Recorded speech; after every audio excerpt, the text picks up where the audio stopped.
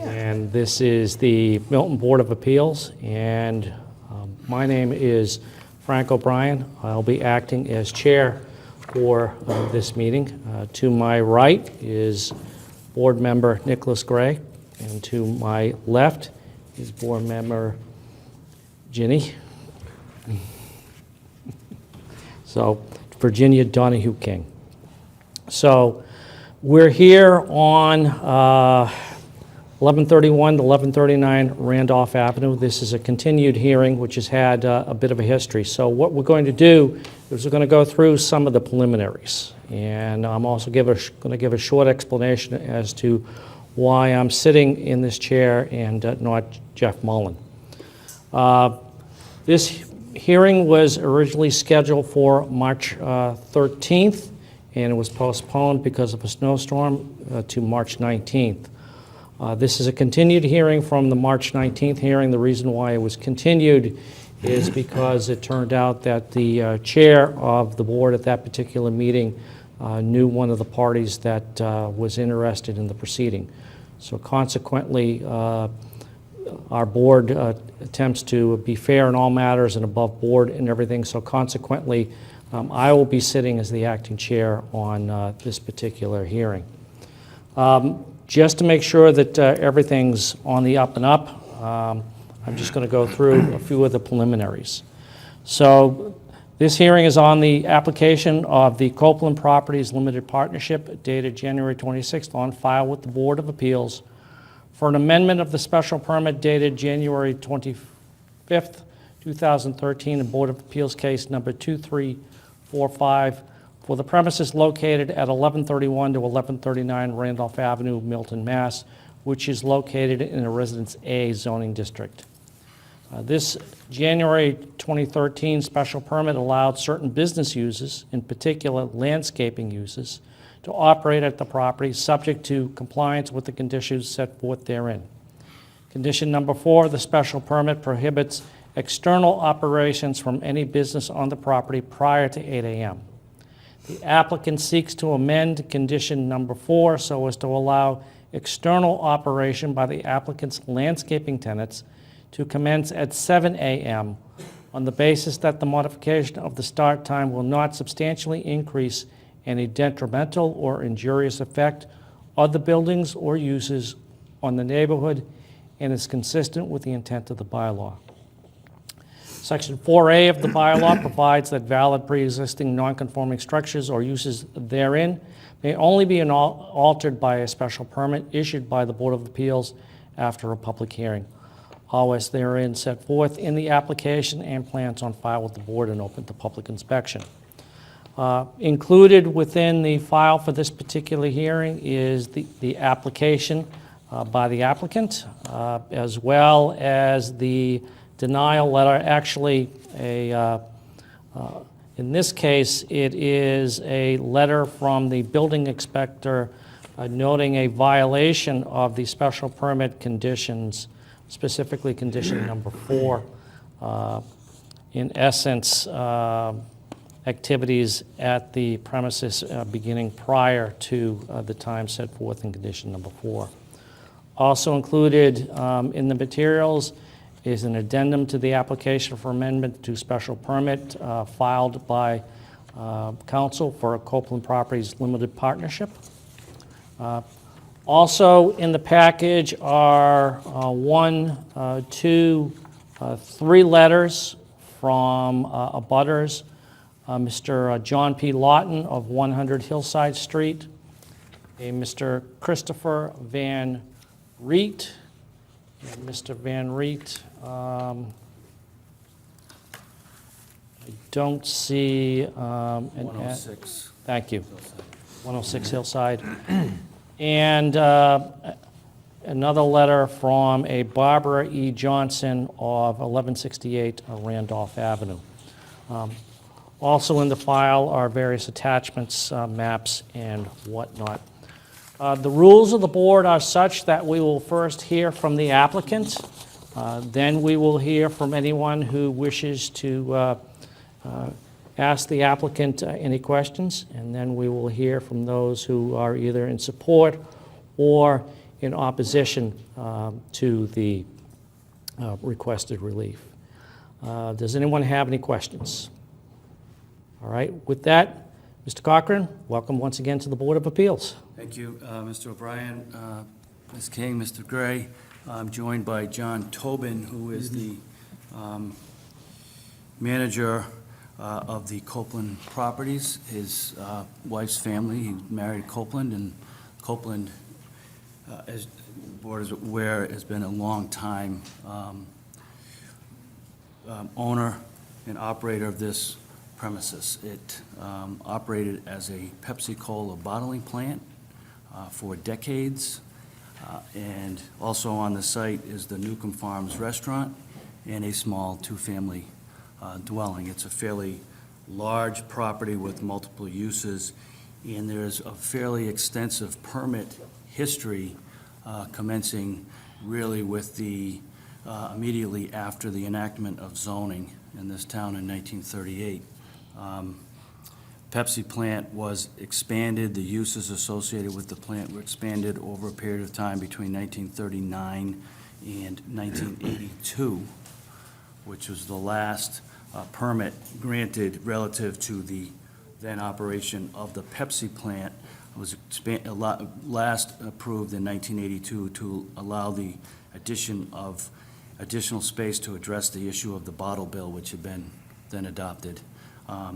There was no new permit issued until 2013, which was application was filed really at the request of Joe Prondak at the time. He was just thought that given the delay and the amount of time between the last permit, that it would be appropriate to amend, come back to the board, update the plans and whatnot. At that time, the Copeland had completely changed the sort of internal use of the property. Pepsi is no longer operating at the site. And so there's a number of different uses, mostly warehousing, small offices, truck and vehicle storage, and the like. It was, in its heyday, intensively used by the Pepsi company. They had operated multiple shifts. There were trucks in and out from 5 in the morning till roughly midnight, essentially 7 days a week. A very, very intense use of the property, all associated with the gradual growth of the business over time. And essentially what the shift is to multiple tenants, similar to a large Pepsi operation. You have office space, you have warehousing materials, and you have trucking operations, both storage of trucks, use of trucks. And so based on that broad set of parameters, the board in 2013 agreed that allowing landscapers to be among the tenants for the purpose of storing equipment and maintaining offices was an appropriate comparable use to what was previously allowed under the prior, as a pre-existing, the continuation of the pre-existing non-conforming uses. And the board's decision in 2013 is pretty specific in terms of the argument that was raised and accepted by the board at the time. The specific impetus for this action arose earlier this year. Condition number 4 of the special permit that was granted in 2013 indicates that external operations at the subject property shall be limited between the hours of 8 a.m. and 6 p.m. And there are 4 landscaping tenants, 2 of whom simply store material inside the equipment inside the building, load and go, and don't do any external operations at all.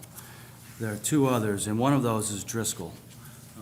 Driscoll simply comes, stores his material in the front of the building and leaves through the front of the building. When Mr. Prondak observed Driscoll, I think he felt that that was a violation of the permit, dealing with external operations. Technically, I don't believe it does, because he doesn't operate in the external area. Town Tree does in the rear, as does Eagle Farm, but Driscoll does not. But Mr. Prondak and I, when we spoke, he suggested, well, we ought to think about amending this to clarify that operations can occur before 8 o'clock, and essentially 7 o'clock as it's allowed by other landscapers under different bylaw provisions in the town. I know that Thayer Nursery, with respect to its, the bylaw that was enacted by town meeting relative to allowing landscaping under its, a separate special permit process, operates from 7 to 6, Monday through Friday, 8 to 6 on Saturday, and 10 to 3, a limited time on Sunday. And so the simple request at the time the application was filed was simply to change from 8 to 6, without really thinking through the notion that 8 to 6 or 7 to 6 could become 7 to 6, 7 days a week. Currently, it's 8 to 6, authorized 7 days a week. We understand that that's a significant burden to the neighborhood. We were somewhat surprised. I think Copeland's was Mr. Tobin and the Copeland Properties was somewhat surprised by the letters that were filed by Mr. Lawton and Mr. Van Riet that were received by this board last Monday. They hadn't heard directly from abutters that there may have been significant issues with noise and other operations. We had a meeting at the site with Mr. Lawton and Mr. Van Riet on Saturday morning. We walked through the area, particularly in discussion, and we came up with what I think is a generally agreed upon set of conditions that we'd request the board to consider if it were to grant a modification to the permit. I'm not going to speak directly for them. They can speak themselves as to whether or not they agree, although we have gone back through several iterations, and they have a copy of the last iteration, copies of which I'll hand to the board now. Of significance, what we're suggesting is that if there's a modification to the time, that it be a modification Monday through Friday only, and that Saturdays would remain the same, the operation from 8 to 6, and that there be no operations on Sundays. So in exchange for an hour earlier on the work week, we'd eliminate Sundays and Memorial Day, 4th of July, and Labor Day as 3 major holidays in the summer season. They've also agreed to plant a row of evergreens, and I have close-ups, closer view, if you will, of the, hold on a second, there should be one of each of, Yep. a map, okay. No, I keep that. Sorry. You get that, you get that. So your package is a map and a photograph. A map and a profile. Right. So there should be 1, 2, 3, 4, okay. And so the close-up of the aerial, you can see there are three abutters to this operation. The operation is to the rear of the premises in the area. He's looked on the aerial. This is the rear of the premises. Randolph Avenue is out front. So the operations affect the Lawtons at 100, and if you look at this map, Lawton's at 100, Van Riet at 106, and the third direct abutter is Mr. Tobin. There is, between those operations and Mr. Tobin's property, a tall line of evergreens, which buffer the noise, and there's a line of evergreens that along a portion of the property towards the Lawton's residence, but there's a fairly open cut. This is a fairly significant field that has been used by Bunny Thomas substantially under a lease, separate lease with Copeland. That was denser in growth over time, but as you can see from this aerial, it's been pretty well picked out. What they're proposing is that we would install a line approximately 100 feet long, a line of 14-foot tall evergreens to fill in along that edge to buffer from both visually and from a noise perspective. And that obviously they monitor the growth and replace any materials that would fail. Approximately how far apart would these I evergreens think be if they're planted? planted 10 feet on center, they grow sort of 4 to 5 feet out. It gives them a chance to sort of fill in. Can't plant them too closely immediately, but 10 feet on center. So for 100 feet, there's something like 10 to 12. And then as you go further along, there's an area with sort of a brown area. That's an area that's just above a wetland that's subject to Conservation Commission jurisdiction. So planting sort of smaller variations in there. We have to be careful relative to, right in this area, relative to the conservation requirements. There's also a small volume of deliveries that are made to the site. Occasionally, some gravel, some mulch, pavers, sod for delivery out. Probably approximately 2 to 4 deliveries in per week. There's no restriction at this point as to when those deliveries can be made. We're suggesting that those deliveries would be made weekdays only, between the hours of 9 and 4, and so during the middle of the workday. Direct abutters will be given John Tobin's cell phone, so that if there's any issues in the future, there's a quick call. And each of the tenants will have his cell phone, the cell phone. They'll have cell phone numbers for the tenants. There was also an issue, it was raised in the letter, one of the letters about lawn mowing and other landscaping services being performed on the Copeland property. It's in particular, there's, a large field that's at the corner of Randolph and Hillside. It turns out that John Driscoll on Sundays, to keep his guys busy when they're in, would send his crews out on Sunday morning. And, well, that's a time when people would prefer not to. So we've agreed that that work will occur weekdays only between 9 and 6. So after the morning and 6. So if they come in at 4 at the end of the day, they can do that work. There's some floodlights in the rear of the premises that are there for sort of security purposes. We've agreed that those will be hooded and pointed down. They may change out to be tripped by sensor. The only issue is you get a lot of deer and other wildlife coming through, so they may trip it. But in any event, so that spotlights that are now sort of visible from the rear of the property will be changed. And that the conditions would be subject to compliance review. These permits, none of the permits have any sort of compliance review associated with them. And so Copeland's agreeing that there would be a review after 5 years, and that the Copeland would have to apply for the renewal, and that would give the town and the board greater control over any misbehavior that may be creeping in.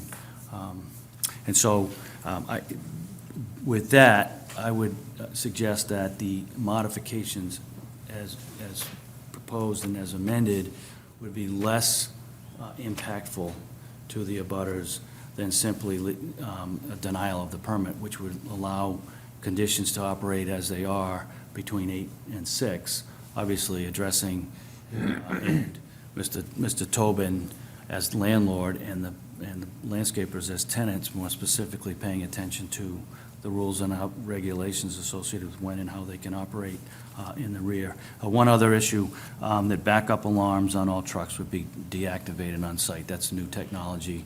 That's easy. But the backup trucks and the use of the swinging gates when deliveries can be made that bang, as a dump truck. There's new technology with the dump trucks that they no longer bang, the big gates lift up as opposed to opening and banging. So with that, I would ask the board if it has any questions, happy to address any questions or comments, and Thank you, Mr. Corcoran. Does the board have any questions? Just wanted to look at the letter from Mr. Prondak again. Here. Yeah, that's it.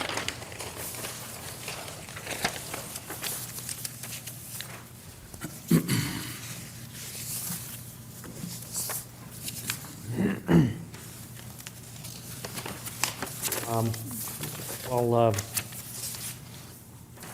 Ms. Donahue King is collecting her thoughts. One of the things I noticed in your final comments concerning the backup alarms and the banging of the lift gates, it's not mentioned in this draft order. Would you be, conditions, would you be amenable to language dealing with that? dealing with the banging of the, yes, I did omit that from this, I unintentionally, yeah. Thank you. Mrs. King? And I didn't orally indicate, but, it's just a matter of good housekeeping. These guys have the ability to come in, prep for the next day, and have all their trucks pointed out, ready to go, so you just turn them on and go forward out premises without having to back in and out of parking spaces and whatnot.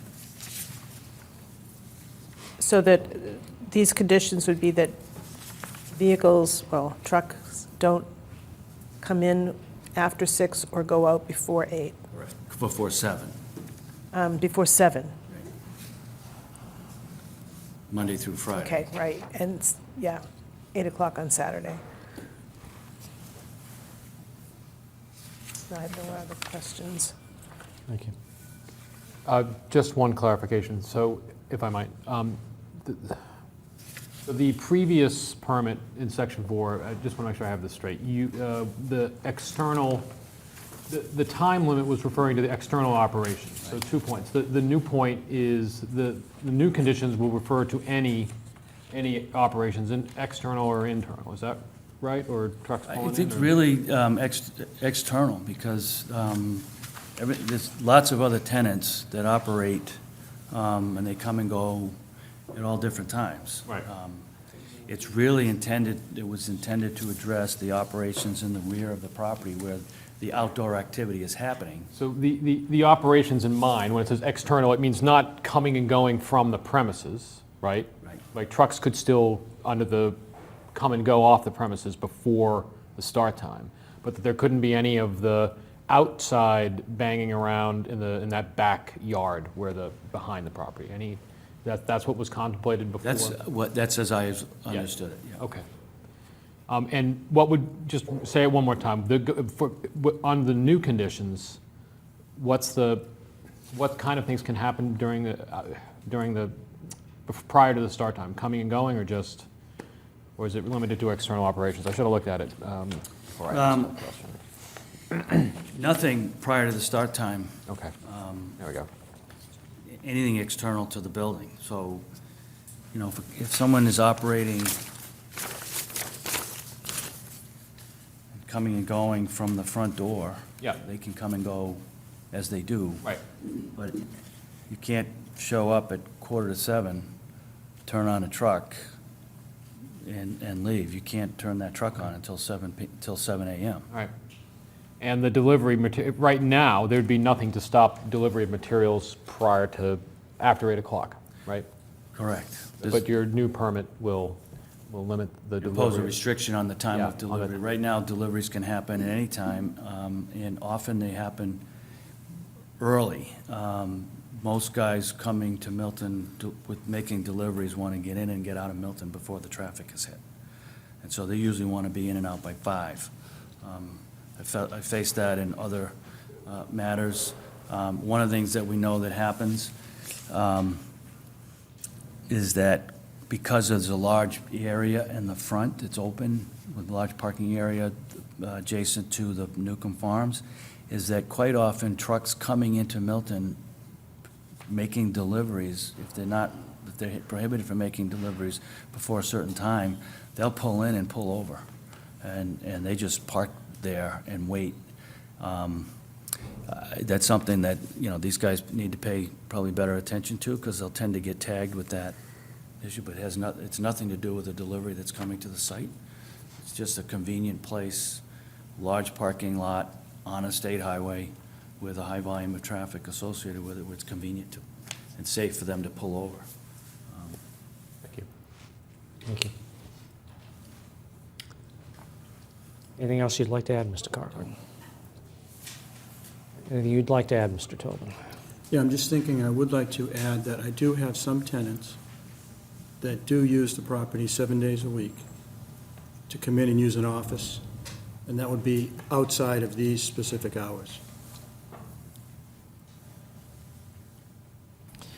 These tenants are, when you said they use an office, so they're 7 days a week, and they're internal operations only. But it also wouldn't restrict someone like the Pascantonias of Town Tree. They wouldn't have any activity, but they also rent office space, so they could go in and do office work on Saturdays, Sundays, Okay. and nights, outside of these stated hours. But they wouldn't be able to operate any No. of their equipment outside Oh, any no. of these stated hours.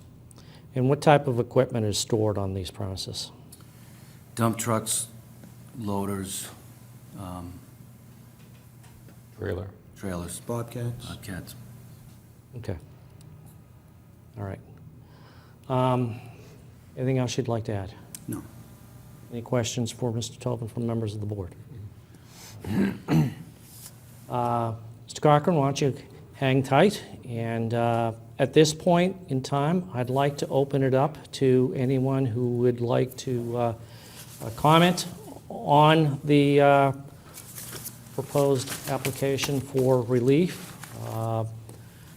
First thing I'd like to do is, the way that we'll do this is I'll start with a chairman's prerogative, if you will.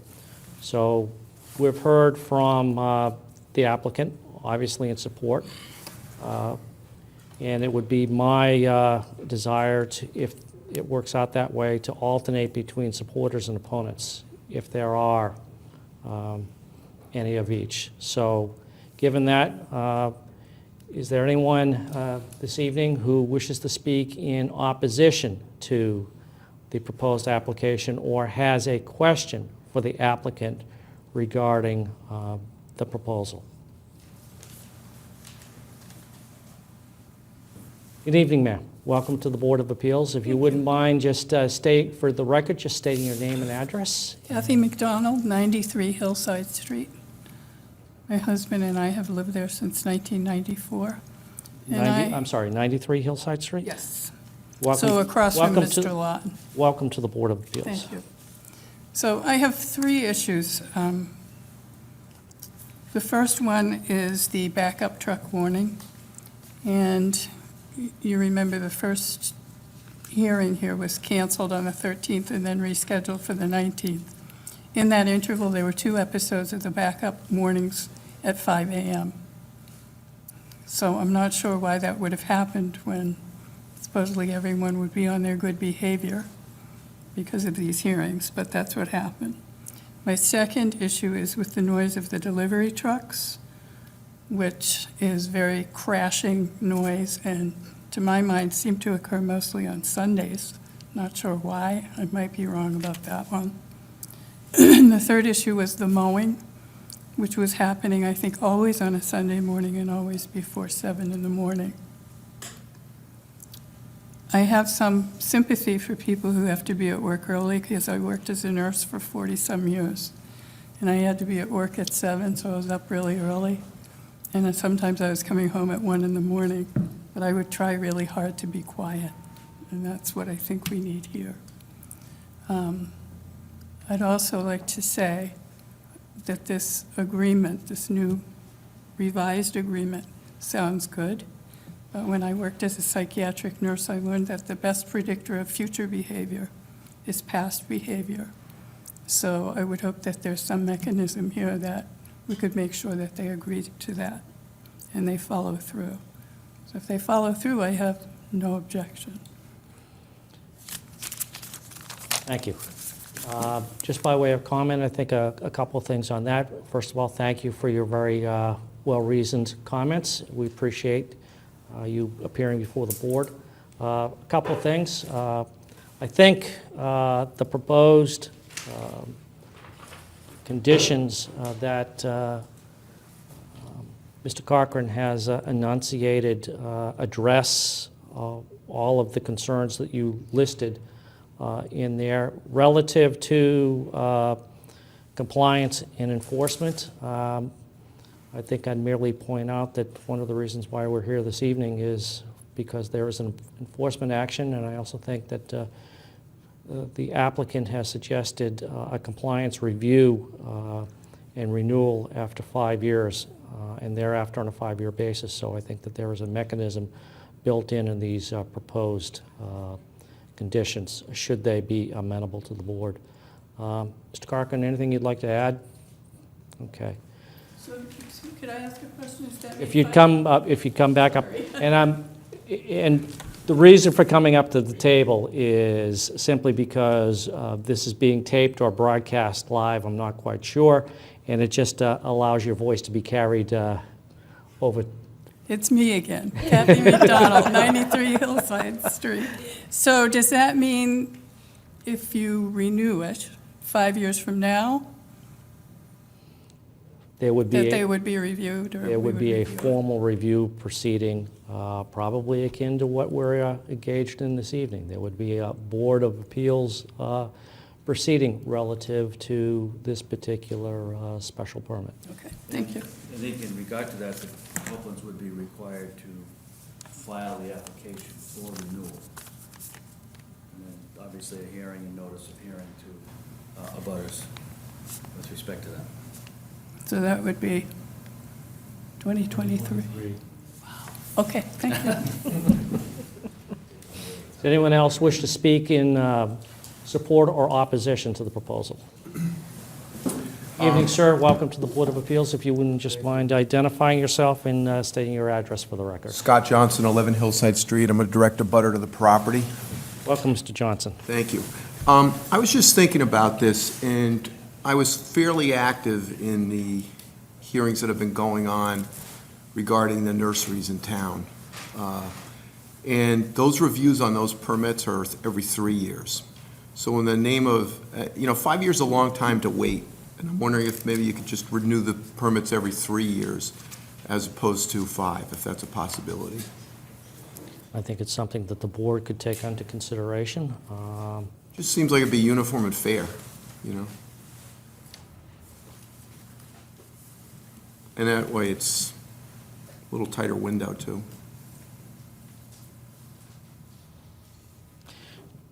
I'm not personally that worried about compliance, but other people have said stuff to me, and I'm a town meeting member, and I just thought I'd voice that. Thank you, Mr. Johnson. Thank you. Does anyone else wish to speak in either support or opposition to the proposed application? Good evening, sir. Good evening. If you wouldn't mind identifying yourself and your Sure. address for the record? My name is John Lawton, and I reside at 100 Hillside Street. I've been a 25-year happy abutter to the property, I'm glad to hear that, Mr. Lawton. Welcome to Right. the Board of Appeals this evening. except for when the application was filed. And I'll speak to that in just a minute. But I do have a letter that I submitted last week for last week's hearing, and I'm told I'm the reason why it was delayed till today and continue to today. So I apologize for those folks who had to reschedule their week and their day.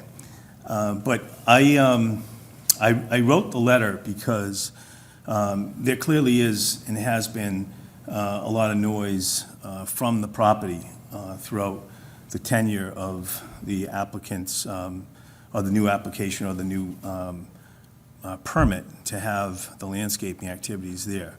I want to just take a little note to what Ned said relative to that John and the applicant were surprised when I came forward with my comments. And the reason why was because when I got the application or the notice of the application, I saw that they were trying to move the time from 8 to 7. And I think I articulated this in my letter, but the point was that I always thought that the start time was 7, because they were starting at 6:20, 6:40, and any time in between. So the point of me coming forward was that it really kind of irked me to think that I was biting my tongue over 20 minutes or 35 minutes, and they're great neighbors, the Tobins, and I appreciate the Copeland Foundation for everything they do. But clearly, there was something wrong with either the management or the abuse of the permit, and that's why I stepped forward to make my comments and to talk about the issues and concerns I had.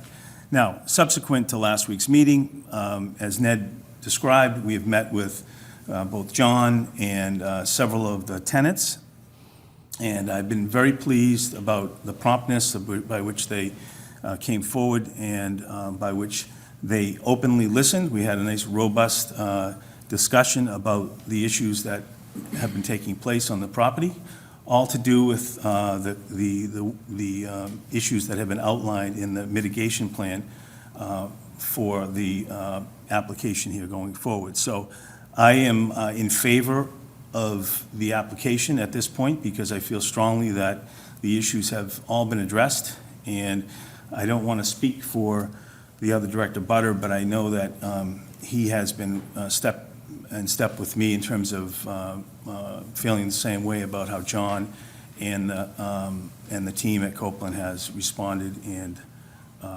addressed the issues. So that's really all I wanted to say. Thank you, Mr. Lawton. Thank you very much for speaking with us this evening, and thank you for participating in the process. Thanks for having me. Is there anyone else who would wish to speak? Ms. Oldfield.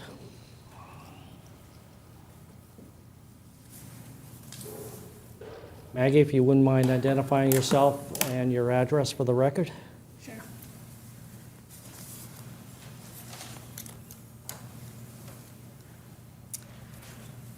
Hi, I'm Maggie Oldfield. I live at 237 Hillside Street for the past 49 years. I'm a town meeting member from Precinct 9, and along with my brother, I own Thayer Nursery. I have the utmost respect for my fellow landscaping business owners, and I want to not only see each of us succeed individually, but collectively as an industry. I also have the utmost gratitude for the Copeland family. The town would not be the place it is today without their continued generosity. Martha has been a personal mentor to me and a cheerleader for me, and I'm truly grateful for her friendship.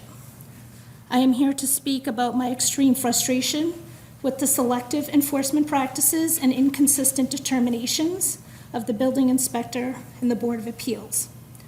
In 2013, the Board of Appeals granted a special permit to Copeland Properties Limited Partnership so as to be permitted to continue to utilize the property and buildings for lease to multiple tenants for warehouse and small office purposes, as well as a residential use where the subject property and buildings are considered to be pre-existing, non-conforming in Residence A.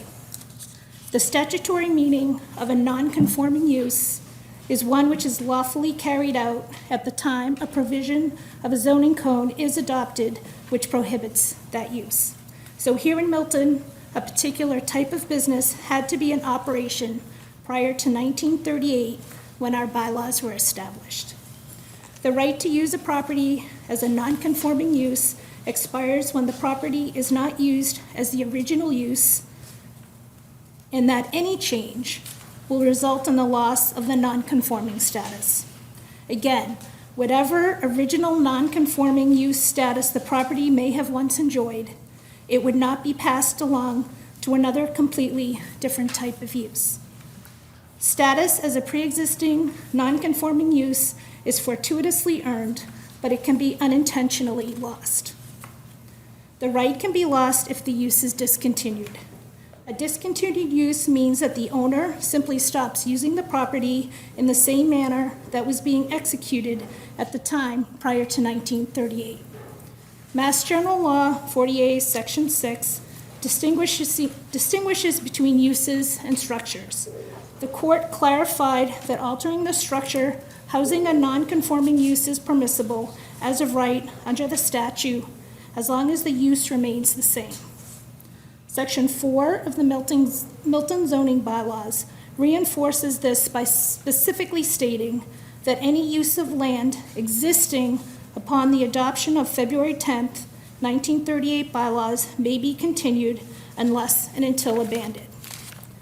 It continues to state that valid pre-existing non-conforming buildings and uses may be extended, reconstructed, or replaced, or may be used for the purpose substantially similar to the purpose for which the original buildings may have been lawfully used. History shows that the Charles C. Copeland Company Incorporated was a bottling company that originally bottled Milton spring water, which then secured a Pepsi franchise. Again, in 1973, they bought some additional land.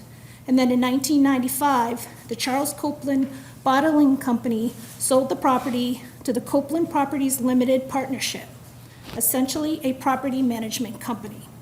This new limited partnership is essentially a landlord with many different types of tenants that come and go as their leases expire. And currently, some of the tenants happen to be landscaping companies. In the Copeland 2013 special permit, you, the Board of Appeals, took note that there is a distinction between office/warehouse use and landscaping use. You actually identified them as separate and distinct uses and listed various conditions for them. Since I've been unable to find any record of a landscaping company operating from the property prior to 1938, you mistakenly authorized a use that was not pre-existing. If this property wants the use protection status of pre-existing non-conforming, it has options. Options that do not include renting to landscaping companies. Examples of types of tenants who could legitimately take advantage of this use protection are a beverage company or a shipping company who needs internal warehouse space for all sorts of palletized products. There are many alternatives, but a landscaping business use should not be one of them. It seems that since the original use of the property has lapsed, this protection should cease. Lines were blurred in 2013 when you determined a landscaping use should be considered a protected use. You mistakenly gave great latitude when you should not have. As a matter of equality, fairness, and the law, I'm now questioning this determination and authorization. Secondly, in order for you to change or alter a prior non-conforming use to another different non-conforming use, a variance is required, not an amendment to a special permit. A variance applies to the land rather than to its current owner and runs with the land when it is conveyed to another person. A special permit goes with the person it is issued to. For example, my current Fay Nursery special permit is issued only to my brother and me. I can't even now transfer to my own children. 4 years ago, Ned Corcoran explained to me that the Board of Appeals would never approve a variance for a landscaping business use because the statutory criteria for a variance is so demanding that they are seldom obtained. He said an applicant would need to demonstrate that the literal enforcement of the bylaws would result in a substantial hardship, financial or otherwise, based on the soil conditions, shape, or topography of the land, and because the hurdles are so high, they are seldom cleared. The 2013 conditions you imposed on the landscape operations at Copeland and the ones they are here tonight looking to amend are actually invalid because they authorize by special permit a use that may be authorized only by a variance. Even though the board previously issued my family several special permits and allowed us to literally grow for 50 years operating the same business in the same location under the same family ownership, you issued us a cease and desist. It would be absolutely absurd if you now determined that a property management company should be granted a landscaping use variance while not considering one for the property of Thayer Nursery. 5 months after you issued Copeland this special permit, Judge Sands of the Massachusetts Land Court decision in the Coulter landscaping case reaffirmed this. I know I read it last week in another hearing, but I don't know if you guys need to hear it again. We're familiar with the decision. So basically, it says, it reiterated what I just said, that, and this is my favorite part, that there appears to be confusion by the parties, particularly the Milton Zoning Board of Appeals, as to whether certain use requires a special permit or a variance. So the bylaw authorized neither a use as of right by special permit of a landscaping business or the selling and storing of mulch, loam, and fertilizer. Based on this decision, this board ruled as a matter of law that Thayer Nursery cannot use our property for landscaping purposes. So now, how can you, the building inspector, town council, allow the Hunts, Town Tree, Eagle Farm, John Driscoll, Rossetti, A. Thomas, and others to operate their landscaping businesses, including the storage and sale of bulk materials in residential districts when the courts ruled that Coulter and Thayer Nursery cannot? I have nothing but respect for my fellow landscaping business owners. Our friendly competition makes each of us better, yet I have had opportunity envy these past years since you revoked my special permit. I've been envious that they come and go as they please. Even though their special permit set specific hours of operation, the building inspector chose to look the other way and chose not to enforce them for 4 years. I've been envious that they can sell whatever products whenever they want without any specific authorization of time. I've been envious that their employees are not followed by the building inspector as they are just doing their jobs, and that the building inspector does not sit and wait alongside their properties to catch them doing something outside the permit. It's been disheartening and maybe even criminal to be the victim of selective enforcement practices in the town I love and give so much. I do not oppose any special permit issued to the Copeland Property Management Company. I just don't see how they do not have to go through the same permitting process that Thayer Nursery and Coulter had to go through if they want to lease their property to landscaping companies. 5 landscaping companies on one site has more of an adverse impact on abutting properties than my one business or Coulter's one business. There is the potential to be 5 times the amount of pieces of equipment, 5 times the number of employees, 5 times the amount of bulk products stored at the Copeland property. How can you defend the argument that 5 landscaping companies housed on one property does not substantially increase the detriment to its neighbors when you already have determined that the landscaping activities of Coulter and Thayer Nursery, which includes a protected agricultural use, impair our neighbors? The landscaping business use zoning is in place and has been approved, and I think that Copeland should be encouraged to take advantage of it. Too much time and too much money has been spent on property by property zoning issues. The conditions you set in each permit are completely arbitrary, depending on the applicant and who their current neighbor is. These conditions are impossible to enforce and can favor one business over another. This business-by-business approach to permitting is not working, and as business owners and taxpayers, we should have uniform regulations. Why would any business want to operate in Milton, not knowing the rules, or worse, knowing the rules differ depending on who is sitting at the head of the table? The town has put in a well-defined set of rules. They've established the process, and it's been argued through every type of court system imaginable. And at each hearing, town council argued that the zoning was not considered spot zoning.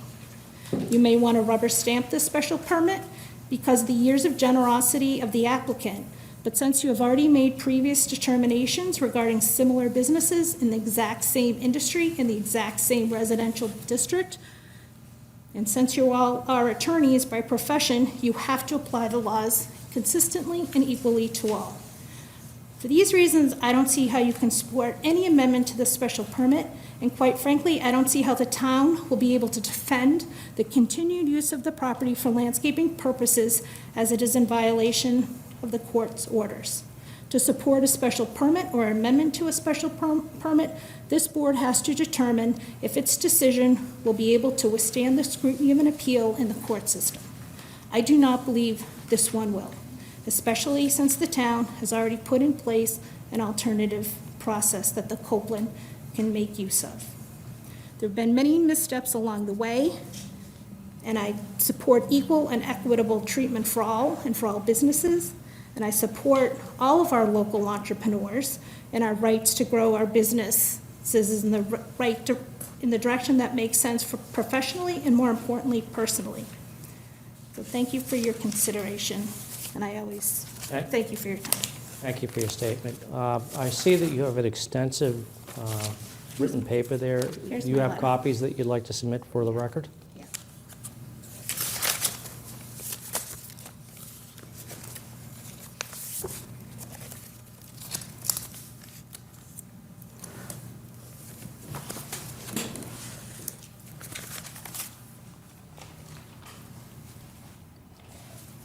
Thank you.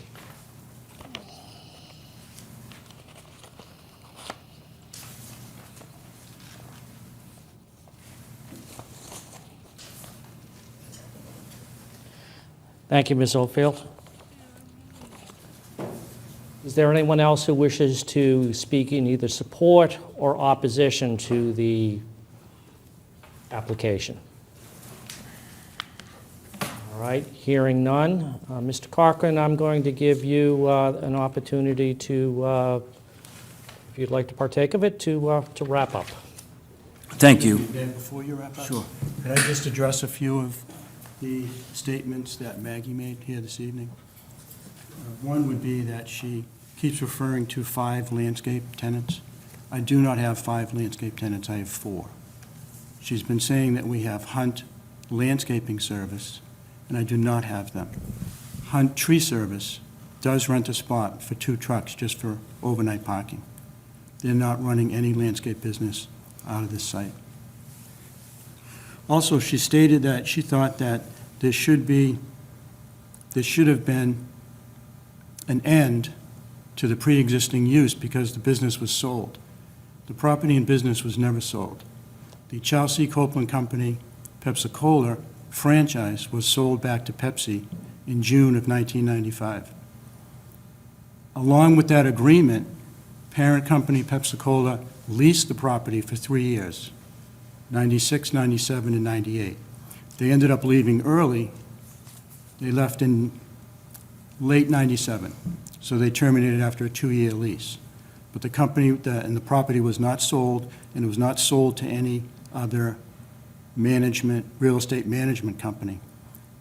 It was simply because the Chelsea Copeland Company was ending, they had to establish Copeland Properties Limited Partnership. And that was just to hold the 11 acres and the buildings on it. And after Pepsi left, we had 2 tenants before this current group.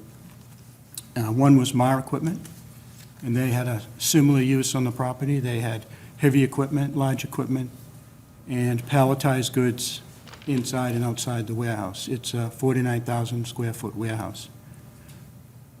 There was also another logistics company that stored furniture in the warehouse, had it packed full of furniture.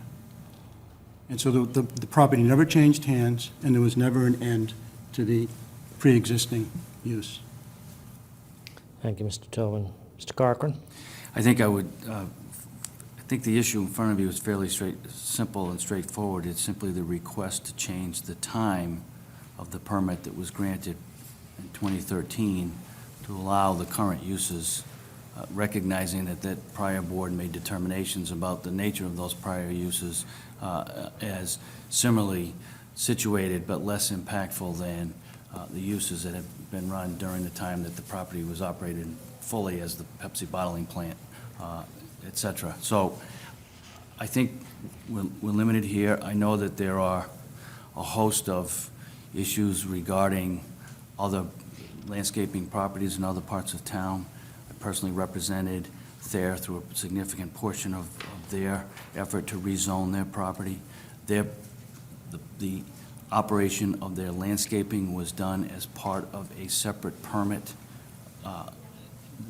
that was granted as under their nursery business. The Coulter property was a landscaping business that was added and approved by a prior iteration of this board relative to a nursery/greenhouse business, both under separate special permit provisions of the town's bylaw. In each case, the court, I think first in the Coulter case and then later in the Thayer case, a court determined that landscaping was not a legitimate component of those special permit granting. This is a different situation. This was a continuation of a pre-existing non-conforming use of the property with a range of business uses that are similar, the storage of trucks, the storage of equipment, office space, et cetera, that a prior board made a factual determination relative to do that. So I think, as I see it, as I said, the issue is quite simple here. It's whether or not the change in time operations with the conditions that have been presented to the board is an appropriate alternative to a denial of the application, which would mean that the permit would continue to operate as it has operated, as granted in 2013. So, thank you. Thank you, Mr. Corcoran.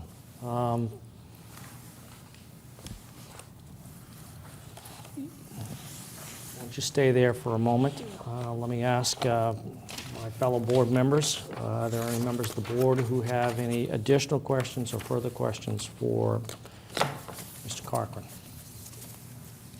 All right, hearing none.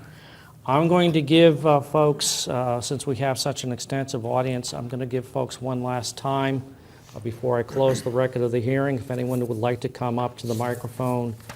And I'm not looking for any repetition, but if you have something new or additional to say that you think that the board should hear, that would be your opportunity. And yes, sir. Yes. John Driscoll, 718 Randolph Ave. John, if you wouldn't mind coming up to the table.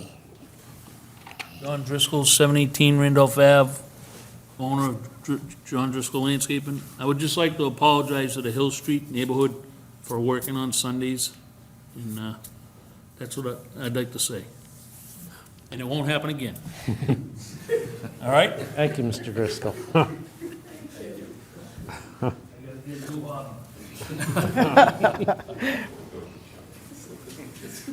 All right, thank you, Mr. Driscoll. Anything else?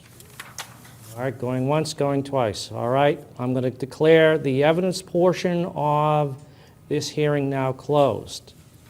And it is my intention, the intention of the board, to discuss this application here and now, and in accordance with the open meeting law, presumably reach a decision on this.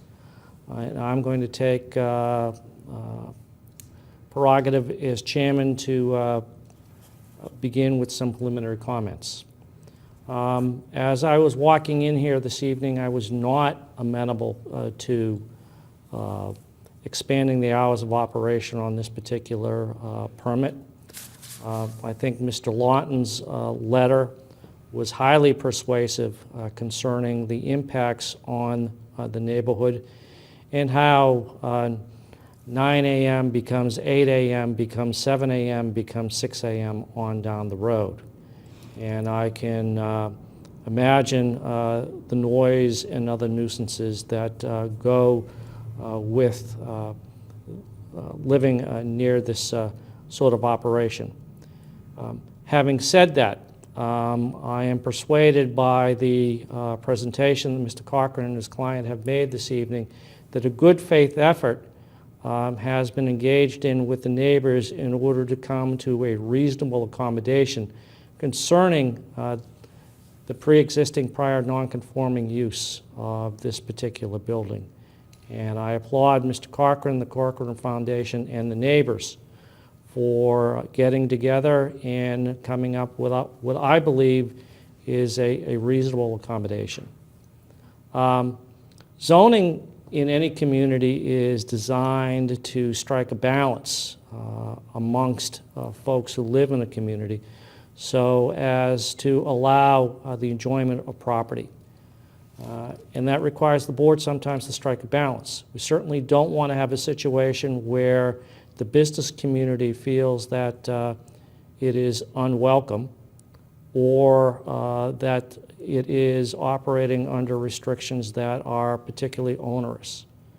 Some may have a different opinion regarding that.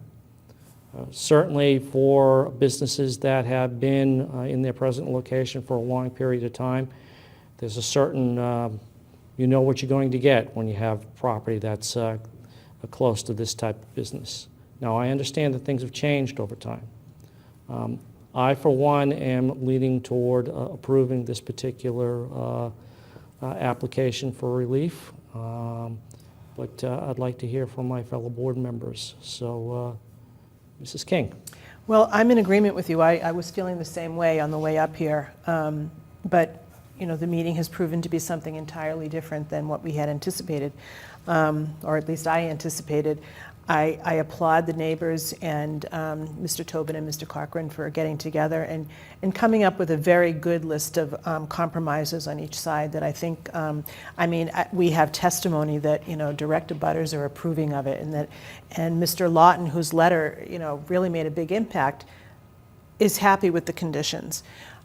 So I see this as being something that can be a win-win situation. This is not a question.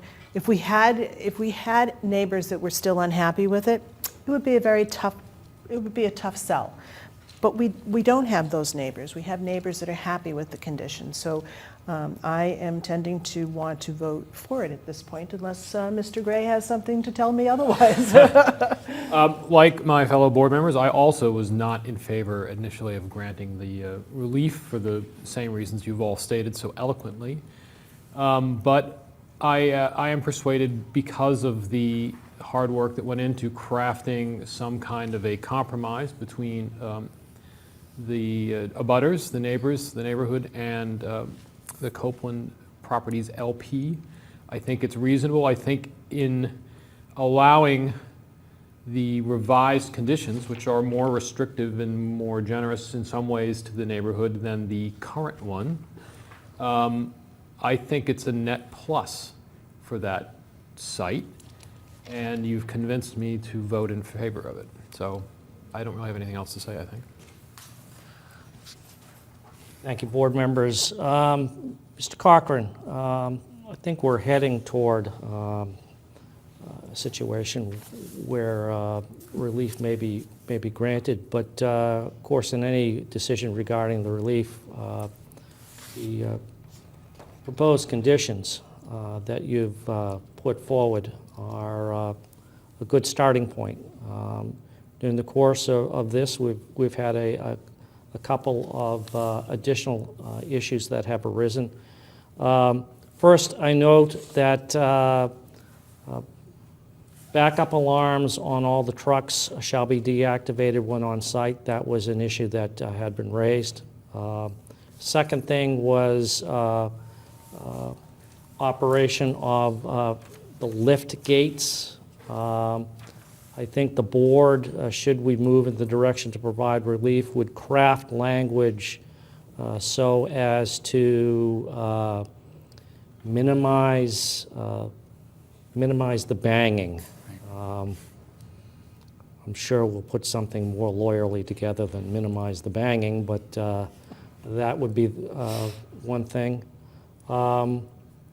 And I think it's also necessary that we're talking about external operations of the building toward the rear. I think it would be necessary to focus the conditions on that, because that seems to be the area of the most contention. And I think that that's the way the board would be, if I'm reading the minds of my fellow board members, which is always a difficult thing to do, something that we would be heading toward. Is that amenable to you and your client? Those are amenable, yes. All right. One thing I'd like to say is that we in the board always appreciate, we're all volunteers. We do this for the lucrative pay package and a few other things. We always appreciate the participation of citizens who join us in our humble tasks here. And we're always appreciative of the dearly held, honest positions that people take. And I just want to say for the record that the board also endeavors to be as honest and as diligent in its work as well. So with that, I would make a motion that we approve the variance with the seven or eight conditions. Actually, I think it's probably 9 conditions at this point in time. And I'm just going to, for the record, I'm just going to read those conditions. Special permit? The special permit. Sorry, thank Okay. you. Proposed conditions relative to the amendment of the special permit issued by the Board of Appeals. Condition 4 may be amended to provide that external operations may be conducted Monday through Friday from 7 a.m. to 6 p.m. and on Saturdays from 8 a.m. to 6 p.m. There shall be no operations on Sundays, Memorial Day, Independence Day, and Labor Day. This special permit is also conditioned on the following. 1, Copeland will plant a set of 14-foot tall evergreens, white pine or similar. I assume there's some landscaping talent associated with this. For approximately 100 feet along the fence line between the paved parking work lot and tall line of trees. I think Mr. Cochran will specifically reference the map that you have provided. The evergreen barrier will be planted as soon as possible, but not later than May 1, 2018. Thereafter, Copeland shall replace any trees that fail to survive as necessary to ensure preservation of the evergreen barrier. I think we'll add language in there to ensure that they're placed 10 foot on center, subject to the discretion of the building commissioner. Backup alarms on all trucks shall be deactivated when on site. To the extent possible, trucks shall be loaded at the end of the day for operations the following day and shall be parked ready to go without the need to be placed in reverse at the start of morning operations. All deliveries of materials to the site shall be restricted to weekdays between 9 a.m. and 4 p.m. There shall be no weekend deliveries to the site.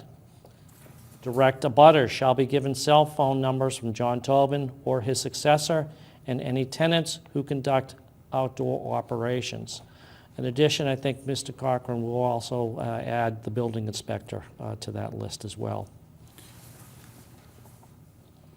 Lawn mowing and other landscaping operations for the Copeland property shall itself be restricted to weekdays between the hours of 9 a.m. and 6 p.m.